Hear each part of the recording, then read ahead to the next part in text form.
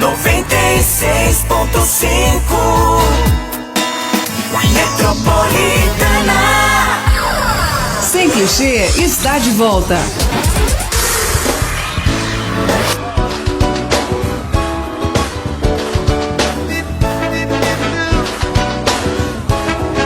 Assim eu vou misturar funk soul com samba.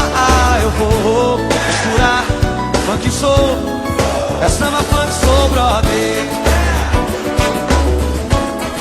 É samba funk soul, brother.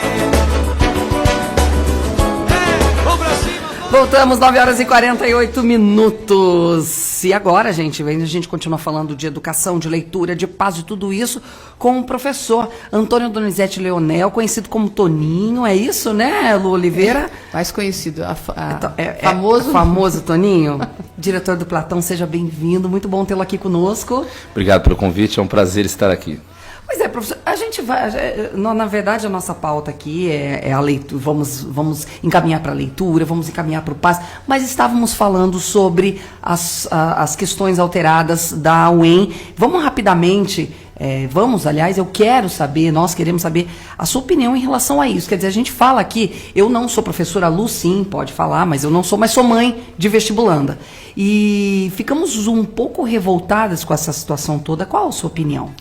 Olha, acho que são duas situações. Primeiro, a instituição, a universidade, que é uma referência, é maravilhosa, forma grandes profissionais, o mercado sinaliza e mostra isso. A outra é o processo que regulamenta, que estabelece o ingresso do aluno na universidade.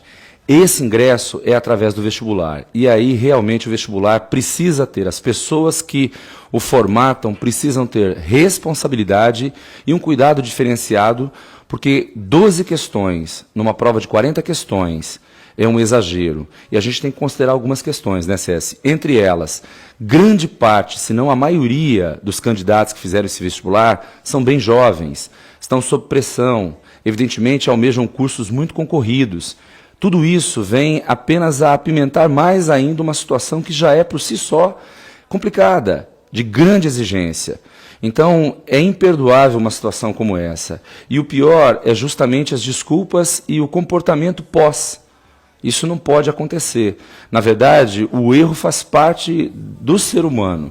Mas nesses níveis, principalmente para quem regula, inclusive, o que é trabalhado no ensino médio, não pode acontecer. O prejuízo é muito grande. É verdade. E, bom, é a nossa opinião, né, Lu? Mas, enfim, nós gostaríamos de saber isso.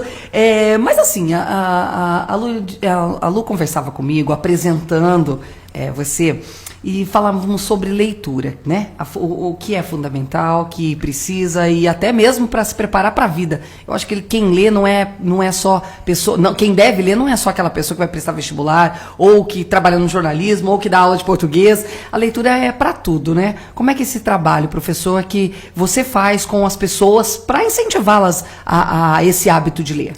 Olha, tem uma frase do Thomas Mann, escritor alemão do início do século XX, que ele diz assim, que um povo que lê suja menos a cidade e gasta menos água. O Platão, na República, tem uma frase também extraordinária, que é facilmente perdoável a criança que tem medo do escuro, mas é imperdoável o adulto que tem medo da luz. Essas duas frases, além de se completarem, elas estabelecem o valor e a importância da leitura. A leitura, no mínimo, ela melhora o vocabulário, mas ela necessariamente melhora a interpretação, a argumentação, a redação e, sobretudo, ela amplia a visão de mundo do indivíduo.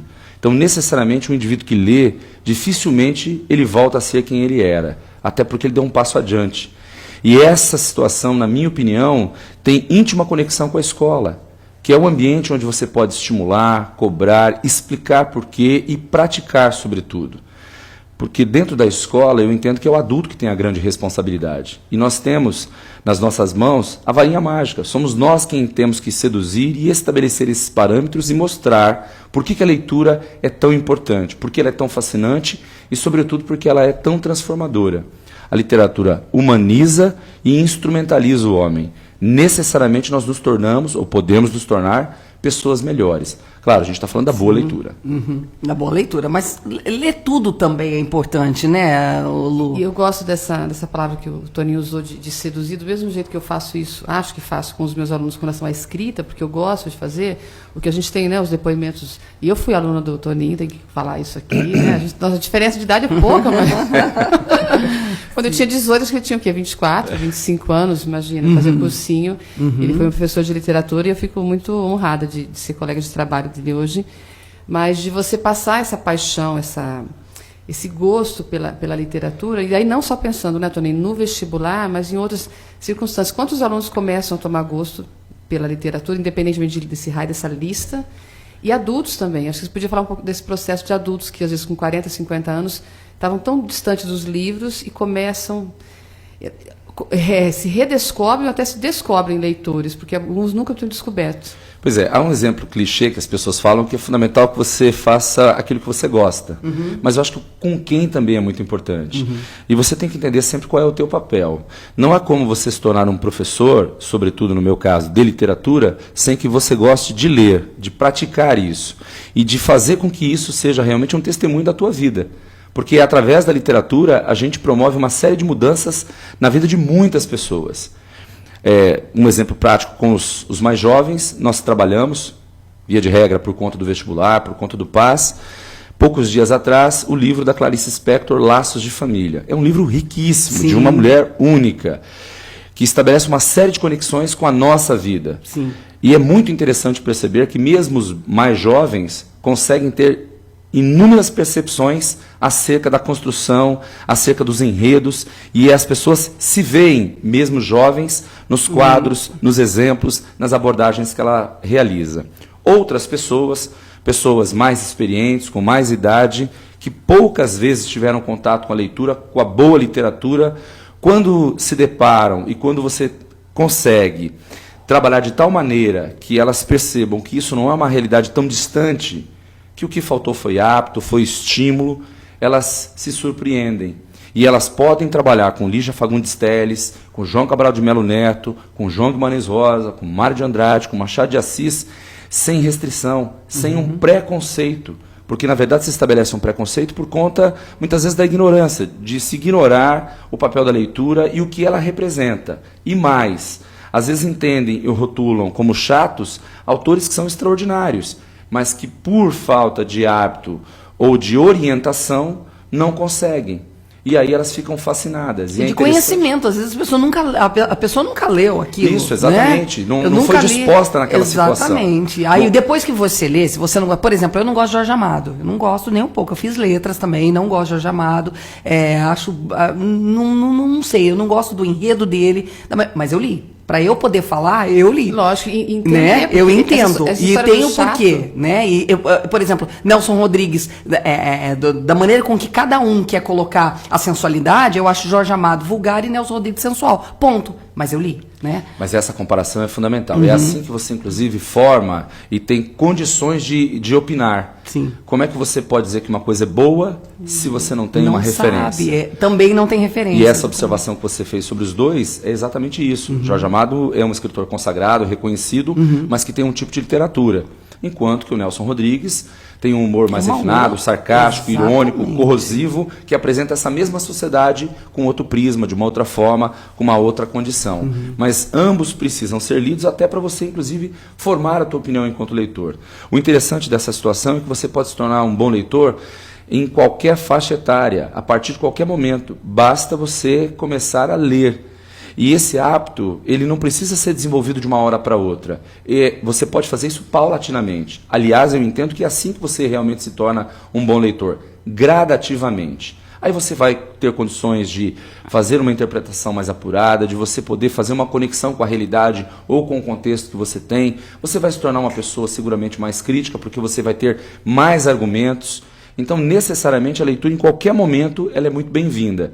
E ela não é um fator, a idade, perdão, não é um fator que restringe. A experiência que o indivíduo tem também pode ser um fator diferenciador quando ele começa. Não, mas isso com toda certeza, né? Eu publiquei um texto dia desses, um trecho da minha coluna do Jornal Diário, 4 ou 5 parágrafos no Facebook. E sobre o caso do casalzinho lá, sexo e adolescência. E uma pessoa que me acompanha colocou assim, começou a dar risada, falou assim, eu vou esperar virar filme. Eu entendi, mas eu falei, não entendi. Ela falou assim, é texto muito grande para o Facebook, eu vou esperar virar filme, como os livros. Eu confesso que fiquei um pouco incomodada, eu coloquei, mas que bom que ainda existem pessoas que leem os livros sem precisar que eles virem filmes, né? Eu falei, depende do livro, né? Eu falei, logo depende, né? Fiquei pensando, mas não continuei a discussão, vai ficar o dia todo. Sim. Mas, por exemplo, por que eu comento muito com os alunos, porque eu trabalho escrita, mas óbvio que eu falo da leitura, que a internet tem muito lixo, muita porcaria, mas também é uma fonte interessante. Quantos artigos bons que tem, né? Tem muitas revistas, eu não sou assinante, mas eu leio quanta coisa bacana de pessoas cujas opiniões vão de encontro à minha, mas, meu Deus, eu leio, faço observação, isso é bom, isso não é. O que acontece com a rede social, que é o grande desafio nosso hoje de quem trabalha com adolescente, é de fazê-los, então, ler textos que tenham mais de 3 linhas, por exemplo. Né? Para chegar no livro, que eles possam se dispor a contar um ver mais, que eles leiam um texto de 4 ou 5 parágrafos e reflitam sobre aquilo, para depois, porque senão fica essa coisa miojo, né? Tem que ter 3 minutos, tem que ter 3 linhas, pelo amor de Deus. Na internet é muito assim, né? Muito assim. Mas esse crivo que você estabelece, Lu, ele acontece de você poder ter encontro com coisas boas, porque você sabe reconhecer isso. É interessante como isso é disposto. A gente vive uma era que a informação ela circula muito rapidamente, nem tem profundidade. Não, é completamente informação sem conhecimento, isso, é raso, e as né? pessoas se alimentam disso. Eu vou te dar um exemplo a partir da música. Nós temos grandes artistas, e algumas dessas artistas fazem músicas, e essas músicas fazem sucesso num período muito específico do ano. Sim. Normalmente no verão e no carnaval. E a durabilidade dessas músicas é de 1, 2, 3 meses. Em compensação, a gente percebe que Capital Inicial, Legião Urbana, Marisa Monte, letras do Roberto Carlos... A vida toda. Tem Roberto mais de Carlos 30, é a vida 40 toda. anos. Música da metrô. Música da metrô. Pois é. E música que a gente por que essas aqui? músicas perduram tanto e elas não têm esse prazo de validade? Porque elas têm densidade, elas têm qualidade, as letras têm peso. O João Cabral dizia isso, que a palavra tem peso. E essa sustentação justamente é que faz, é que desperta, é que estabelece um crítico, uma pessoa mais antenada, uma pessoa com a visão mais ampla. E essa pessoa com a visão mais ampla vai se tornar esse crítico que eu falei há pouco, mas com contundência, com consciência. Que não vai se deixar seduzir pelo Cunha, por exemplo. Muito bom. Professor, falávamos da literatura e aqui ficaríamos até 3 horas da tarde, porque eu adoro falar sobre isso também, mas vamos passar para o Paz agora, né? Esse Paz também ele é uma outra, né? Uma alternativa, na verdade, não uma alternativa para entrar na Universidade Estadual de Maringá. Será que ele é mais confiável, né? Porque... Olha, o processo de avaliação seriada, na minha forma de ver, é uma forma extremamente coerente, sensata e equilibrada de fazer esse processo seletivo acontecer. Por quê? Primeiro que ele é dividido em 3 etapas, ou seja, 3 anos. O aluno termina a primeira série do ensino médio, realiza essa prova no final do ano. Sim. Depois, ele faz a mesma situação no segundo ano e repete-se no terceiro ano. No terceiro ano tem uma diferença que ele já passa a escolher a área e aí tem as específicas também. Sim. Primeiro e segundo ano, as provas acontecem com os conhecimentos gerais, língua portuguesa e literatura, além da língua estrangeira, mais a redação. No terceiro ano acrescenta-se normalmente 2 disciplinas que são as específicas da área que ele escolheu. Isso. O que é interessante desse processo? Primeiro, o aluno que está na primeira série, ele concorre exatamente com alunos com a mesma faixa etária, com a mesma visão de mundo. O que vai diferenciar foi a dedicação, a preparação, enfim, como ele se envolveu nesse processo. Outra coisa muito interessante para a escola, e talvez nós 3 aqui sejamos exemplos vivos disso, quando a gente terminava o terceiro bimestre, se você estava com uma média alta, você tendia a descansar um pouquinho no 4º bimestre. Hoje, isso não... Aquela famosa frase que eu adorava falar, já passei em tudo mesmo, com o ombrinho levantando, tá? Com o ombrinho levantando, já passei em tudo mesmo. E os ouvintes podem ter certeza que ela deu exemplo aqui, viu? E dentro desse processo, hoje isso não é mais possível, pelo menos para aquele que deseja acumular esses pontos, né? Pensando na trajetória. Então, é um caminho absolutamente interessante. A gente não viu no PAS essa quantidade de erros acontecer até agora. Graças a Deus, pelo menos. É um né? processo que tem se mantido, na maior parte do tempo, fiel ao programa, aquilo que se estabelece, porque isso é extremamente importante. Quem baliza o trabalho do ensino médio é a instituição, é a UEM, é o vestibular. Quem formata aquilo que nós vamos trabalhar, quem indica, quem sinaliza é a universidade. De maneira geral, não somente a UEM, porque evidentemente os nossos alunos das outras escolas querem o UEL, federal, as federais de maneira geral. Então é muito importante, mas é um processo extremamente interessante, porque ele apresenta essas características que eu enunciei no início. Agora, o que é mais bacana disso? O aluno, se porventura não for bem no primeiro ano, ele pode se recuperar no segundo ano. Sim. Ele tem essa chance, essa possibilidade. Porque o vestibular, os 3 dias, se ao acaso, se de repente você não está bem, se você não está legal, você não tem a outra oportunidade. O PAS não. Você tem a possibilidade de recuperar no segundo, assim como no terceiro. E a UEM também, acho que entendeu bem, fez uma boa leitura do processo. Ela fez a etapa 1, peso 1, 2 e 3, peso 2. Isso ainda facilita mais essa possibilidade de uma recuperação.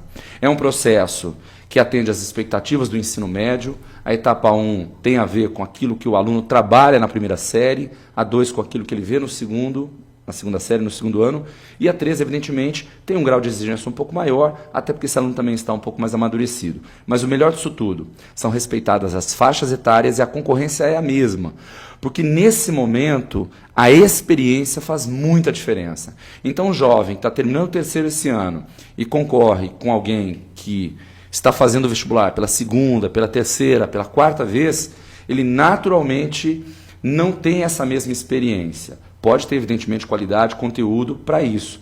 Mas a pressão, até o momento, maturidade, né? A maturidade precisa também. César, nesse caso, um ano de maturidade a mais faz diferente. muita diferença. Muita diferença. É, porque às vezes muitos alunos que passam, né, em primeiro lugar, que há toda essa... e que merecem os aplausos, mas eles têm 23, 24 anos, já fazem cursinho há muitos anos, e aí conseguem esse primeiro lugar. E nós já tivemos muitos alunos que, às vezes, nem tinham completado 18 ainda e que já entraram pelo PAS. Sim. Nós temos muitas histórias para contar de alunos que investiram no seu ensino médio durante esses 3 anos e que colheram os frutos. Quer dizer, é uma possibilidade bastante possível, né? A concorrência existe também, naturalmente, mas que valoriza o empenho ali quase que diário dos alunos, porque antes eu me lembro, né, estou quase há 20 anos também em sala de aula, muitos alunos levavam o primeiro e o segundo meio de qualquer jeito, no terceirão eu me envolvo, e com o PAS isso não é possível. É uma forma, né, de incentivá-los desde o primeiro ano, porque parece que muitos deles, quando estão no primeiro ano, observam que o terceiro está muito além. Parece que tem aí uns 40 anos para chegar no terceirão. E aí é bem o que ela falou. Só deles viverem a experiência de ir lá na UEM e né, fazer a prova. Quando chega no vestibular, sim, por mais que sejam 3 dias e não só um, mas eles já estão um pouco mais familiarizados. Mas essa observação que você faz sobre a distância, ela realmente é real. E eu tenho uma coisa para dizer, e acredito que a maior parte dos nossos ouvintes vão concordar, que hoje um jovem de 16, 17 anos tem menos maturidade se nós fôssemos compará-lo a um jovem de 20, 30 anos atrás. Então, essa inexperiência somada a essa imaturidade fazem com que as pressões que ele vive nesse momento sejam maiores.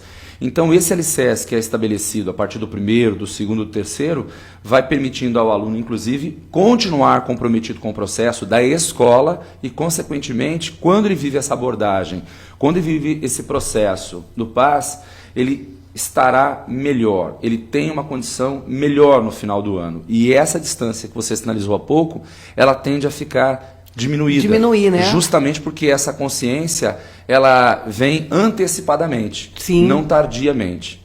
Então isso faz uma diferença muito grande lá no final e no processo. E é interessante que é um despertar de vários alunos, porque a escola tem alunos com bons, médios e desempenhos nem tão bons assim. Mas o que a gente tem percebido é que cada vez mais essa preocupação começa a acontecer mais cedo. Consequentemente, ele vai chegar no final desse processo numa condição muito melhor. E eu acredito que tudo é questão de acostumar-se também, né? Acostuma-se agora. E é importante lembrar aos alunos que as inscrições começam dia 29 de outubro, mudou, vão até né, 22 gente? de novembro, porque às vezes a pessoa imagina, parece que não, mas a pessoa perde a data, né? Se prepara o ano todo. Em virtude da greve deste ano, desde 2009 tem o PAS, e sempre as provas aconteceram no mês de novembro, com alguma alteração pequena de data. E aí, por causa disso, por causa da greve, a prova será no dia 17 de janeiro. E olha, uma coisa importante para falar é sobre a pontuação. A prova vale até 360 pontos. São 240 pontos para todas as provas que eu citei há pouco e mais 120 pontos para a redação. Para se ter uma ideia, os alunos que brigam pelos primeiros lugares nas pontuações de primeira série do ensino médio estão entre 240, 250, 260 pontos. Veja, de um total máximo de 360. É para entender que é uma prova de grande exigência. Sim. E que, evidentemente, os melhores alcançam 240, 250, talvez até 260 pontos. Isso é para entender que todo o processo depende fundamentalmente de dedicação, de comprometimento e também de desempenho. Senão você não alcança o resultado sonhado. Sim, eu acho muito importante a gente divulgar isso, porque muitos alunos do primeiro ano, e também falando aqui aos pais, que talvez não entendem a importância do PAS, que chega no primeiro ano, faz mais ou menos como o professor disse, mais ou menos, no segundo melhorzinho um pouco, quando chega no terceiro, fala, meu Deus, por que eu não fiz melhor o primeiro ano? Poderia me ajudar, porque aí já está no terceiro ano, está na pressão, está fazendo o vestibular valendo, e aí viu lá atrás que o desempenho... Posso te afirmar, né? que a tua leitura é um espelho da realidade que nós vivemos. Sim. Não só de pais, de alunos também. Muitos alunos, nós falamos, mas muitos, talvez por conta dessa imaturidade que eu citei há pouco, não conseguem ter essa percepção no primeiro momento. E quando chegam no terceiro, eles percebem que estão alijados do processo. Que vontade de por voltar. pouco. Que vontade de voltar. Porque a necessidade de pontos é tamanha que, se ele tivesse levado um pouquinho diferente, talvez ele não tivesse essa necessidade e aquele sonho realmente se tornasse uma realidade concreta. Então essa tua observação, ela realmente é precisa. Sim. E é preciosa essa informação. E esse despertar é importante porque o PAS tende a crescer.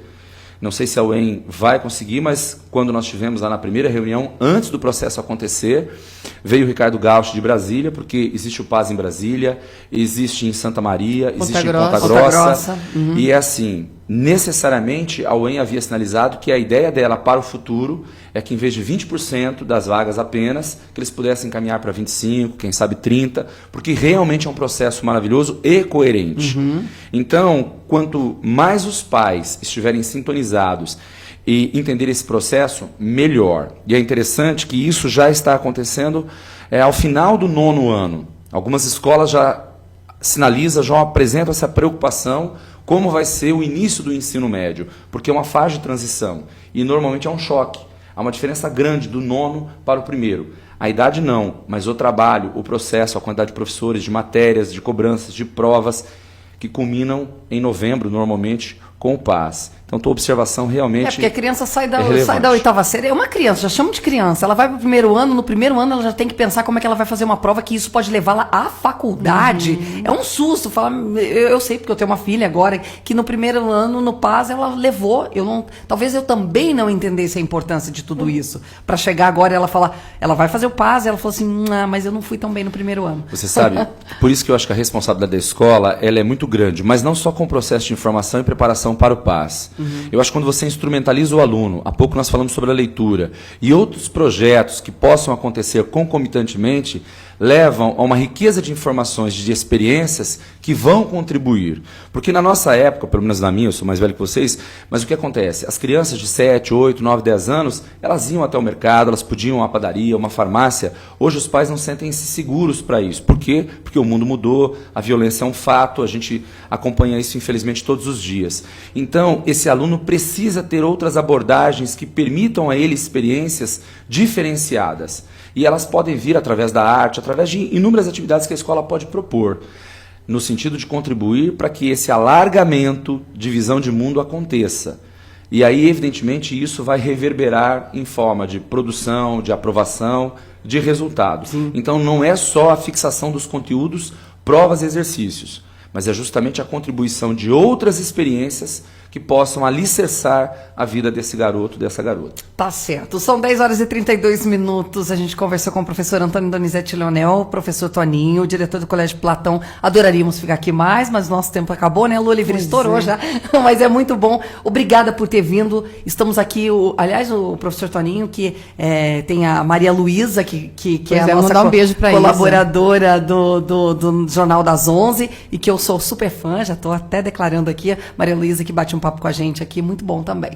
Nosso carinho a todos vocês, obrigada, e a porta está sempre aberta por aqui. Mais uma vez, muito obrigado pelo convite, um abraço a todos, um ótimo final de semana.